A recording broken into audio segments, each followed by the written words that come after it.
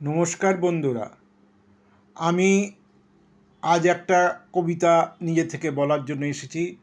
যদিও এর আগের কবিতা সব আমার স্ত্রীই বলতো, কিন্তু এই কবিতাটা আমি বলছি কারণ আমি তার জন্মদিনে এই কবিতাটা লিখেছি, তাই নিজের মুখেই আপনাদের কবিতা শোনাচ্ছি।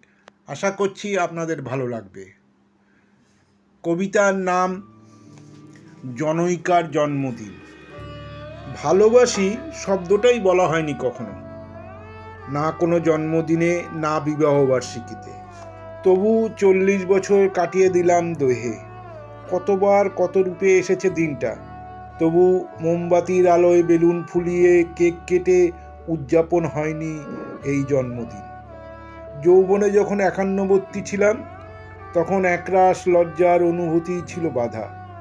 এখন যখন শুধু নিজের পৃথিবী, তখন পৌঁছে গেছি পৌরত্বের দোরগোড়ায়।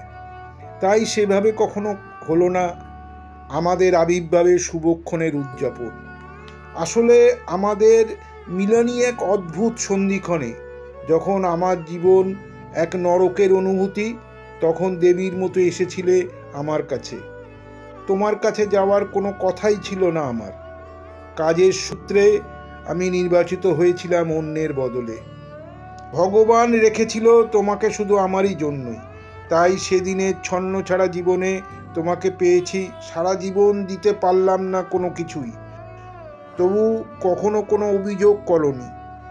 শুধু দুটো ফুটফুটে পড়েই দিয়েছি মিলিত জীবনের ভালোবাসার ফসলে। তাতেই স্বর্গ পেয়েছিলে জীবনে। অকুণ্ঠ ভালোবাসায় ঋণী করে গেছো জীবনের শেষ প্রান্তে এসে। তাই জানাই অন্তর থেকে অনেক ভালোবাসা। ধন্যবাদ।